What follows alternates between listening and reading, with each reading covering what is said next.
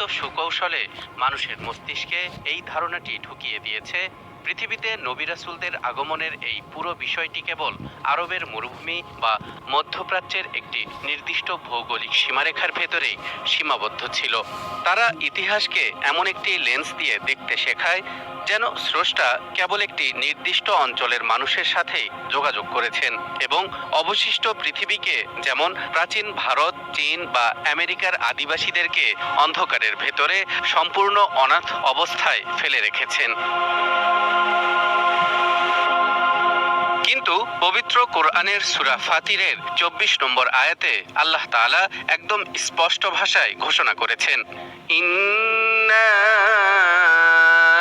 আরসালনাকা বিল হাক্কি বাশীরান ওয়া নাযীরা ওয়া ইন মিন উম্মাতিন ইল্লা খালা ফীহা নাযীর।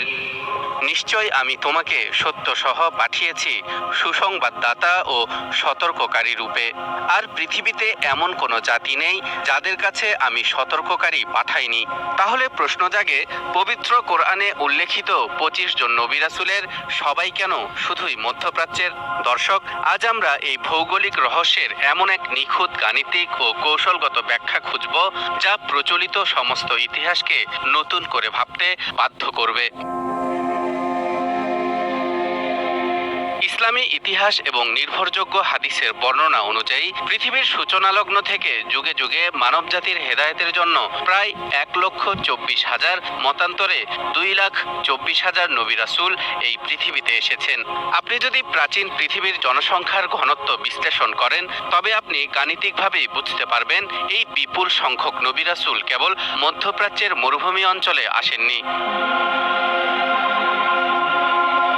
তাহলে পবিত্র কোরআনে কেন কেবল ২৫ জনের নাম এলো এবং তারা কেন সবাই মধ্যপ্রাচ্য কেন্দ্রিক? এর উত্তর হলো, একজন মাস্টারমাইন্ড আর্কিটেক্ট যেমন তার পুরো কম্পিউটার সিস্টেমকে নিয়ন্ত্রণ করার জন্য একটি মাদারবোর্ড বা সেন্ট্রাল হাব তৈরি করেন, ঠিক তেমনি পৃথিবীর ভৌগোলিক এবং ঐতিহাসিক মাদারবোর্ড হলো এই মধ্যপ্রাচ্য। ওয়ার্ল্ড ম্যাপের দিকে তাকালে দেখা যায় মধ্যপ্রাচ্য হলো এশিয়া, ইউরোপ এবং আফ্রিকা, এই তিনটি মূল মহাদেশের সংযোগস্থল বা কানেক্টিং নোড। প্রাচীন পৃথিবীর সমস্ত বড় বড় বাণিজ্যিক পথ বা সিল্ক রোড, মানুষের স্থানান্তর এবং সভ্যতার উত্থান পতন এই অঞ্চলটিকে কেন্দ্র করেই আবর্তিত হয়েছে। কোরআন আমাদেরকে ১,২৪,০০০ বা ২,২৪,০০০ নবী রাসূলের এনসাইক্লোপিডিয়া বা দীর্ঘ তালিকা দেয়নি, বরং এই সেন্ট্রাল হাবে নবী রাসূলদের সাথে ঘটে যাওয়া সবচেয়ে বড় এবং প্রভাব বিস্তারকারী ঘটনাগুলোকে কেস স্টাডি হিসেবে তুলে ধরেছে। কারণ এই কেন্দ্রবিন্দুতে যে বার্তা আসতো তা বাণিজ্য পথগুলোর মাধ্যমে সবচেয়ে দ্রুত পুরো পৃথিবীতে ছড়িয়ে পড়ত। আর বাকি ১,০০,০০০-এরও বেশি নবী রাসূলদের পাঠানো হয়েছিল এই গ্লোবাল নেটওয়ার্কের বিভিন্ন শাখা প্রশাখায়। সেটা হতে পারে প্রাচীন ভারতে, হতে পারে চীন বা আমেরিকার গহীন অরণ্যে।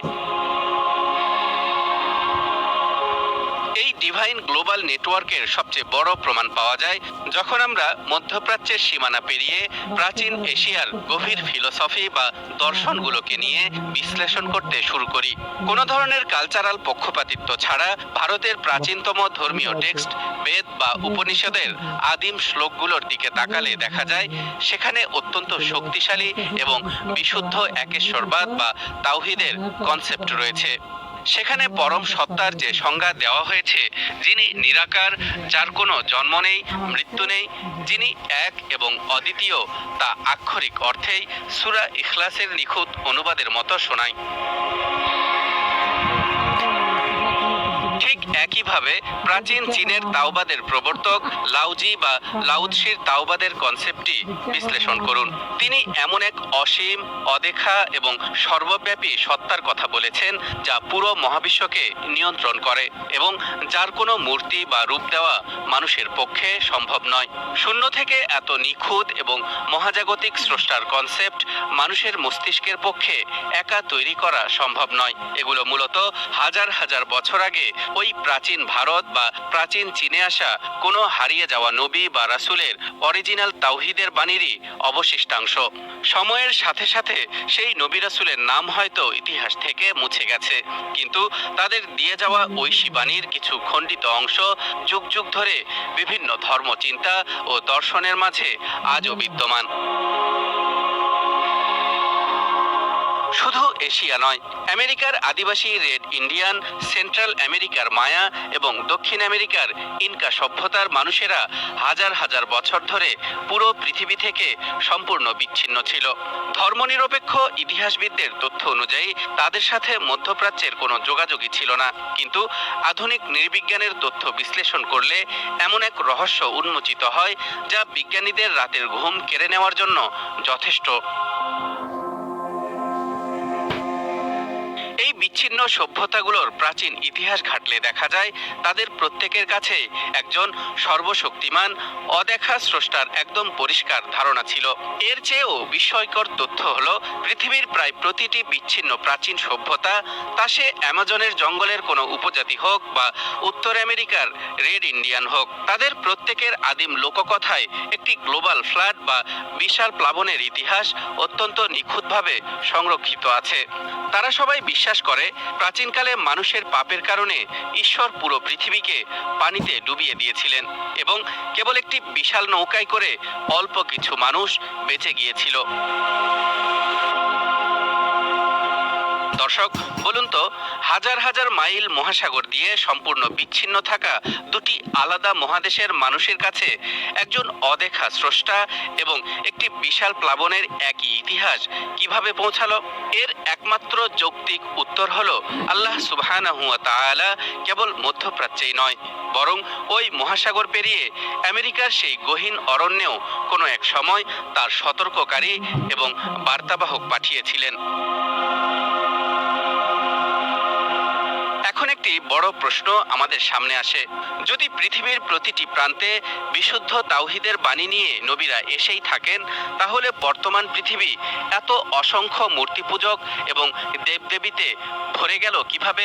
এই জায়গাতেই কাজ করে মানুষের মনস্তত্ত্ব এবং প্রকৃতির একটি ভয়ঙ্কর নিয়ম, যাকে বলা যায় ল অফ স্পিরিচুয়াল এন্ট্রপি বা সময়ের সাথে সাথে বিশুদ্ধতা নষ্ট হওয়ার মেকানিজম। থার্মোডাইনামিক্সের সূত্র যেমন বলে মহাবিশ্বের সবকিছু ধীরে ধীরে বিশৃঙ্খলার দিকে যায়, ঠিক তেমনি ঐশী বাণীও সময়ের সাথে সাথে মানুষের হস্তক্ষেপের কারণে বিকৃত হতে থাকে। শয়তানের মনস্তাত্ত্বিক যুদ্ধটা অত্যন্ত সূক্ষ্ম। যখন কোনো অঞ্চলে আসা একজন নবী বা তার অনুসারী কোনো ধার্মিক ব্যক্তি মারা যেতেন, তখন শয়তান মানুষের মনে সেই ব্যক্তির প্রতি অতি ভক্তি বা অতিরিক্ত আবেগ ঢুকিয়ে দিত। মানুষ ভাবত এই মহান ব্যক্তিটির কথা যেন আমরা ভুলে না যাই, তাই চলো তার একটি প্রতিকৃতি বা ভাস্কর্য বানিয়ে রাখি। প্রথম দিকে লোকজন কেবল সেই মূর্তি দেখে ওই নবীর কথা স্মরণ করত, কিন্তু কয়েকশো বছর পর যখন মূল তাওহীদের বার্তা হারিয়ে যেত, তখন পরবর্তী প্রজন্মগুলো ওই মূর্তিটিকেই ঈশ্বর বা দেবতা মনে করে পূজা করতে শুরু করত। পবিত্র কোরআনে নূহ আলাইহিস সালামের কওমের ওয়াদ, সুয়া, ইয়াগুস, ইয়াউক এবং নাসরের যে মূর্তি পূজার কথা বলা হয়েছে, তার ঐতিহাসিক ভিত্তিটা ঠিক এমনই ছিল। তারা সবাই ছিলেন অত্যন্ত নেককার মানুষ, যাদের মৃত্যুর পর তাদের অতিভক্তি করতে গিয়েই মূর্তি পূজার জন্ম হয়েছিল। প্রাচীন ভারত, চীন বা গ্রিসের বহু ঈশ্বরবাদের পেছনেও লুকিয়ে আছে একই মনস্তাত্ত্বিক বিকৃতি। ধর্মনিরপেক্ষ বস্তুবাদীরা আমাদের শেখায় ধর্ম মানুষের তৈরি করা একটি বিবর্তনীয় প্রক্রিয়া, কিন্তু আধুনিক বিভিন্ন গবেষণা এবং ডিভাইন প্রোটোকল প্রমাণ করে ধর্ম মানুষের তৈরি নয়, বরং মানুষ তার অজ্ঞতা এবং অতিভক্তির কারণে ঐশী বাণীসমূহকে খণ্ডিত ও বিকৃত করে হাজারটা নতুন ধর্মের জন্ম দিয়েছে।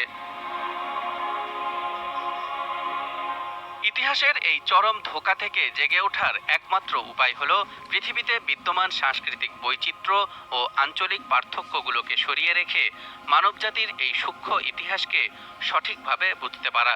কারণ যেদিন আমরা ইতিহাস বিকৃতির এই লেন্সটা খুলে ফেলতে পারবো, সেদিন পৃথিবীর প্রতিটি প্রাচীন সভ্যতার ধ্বংসাবশেষ এবং প্রতিটি হারিয়ে যাওয়া দর্শনের ভেতর থেকে কেবল একটি সত্যই আমাদের সামনে অকাট্য হয়ে ধরা দিবে, আর তা হলো মহাবিশ্বের সেই এক এবং অদ্বিতীয় স্রষ্টার অস্তিত্ব, যিনি কখনোই তার কোনো সৃষ্টিকে পথ প্রদর্শক ছাড়া অন্ধকারে ছেড়ে দেননি।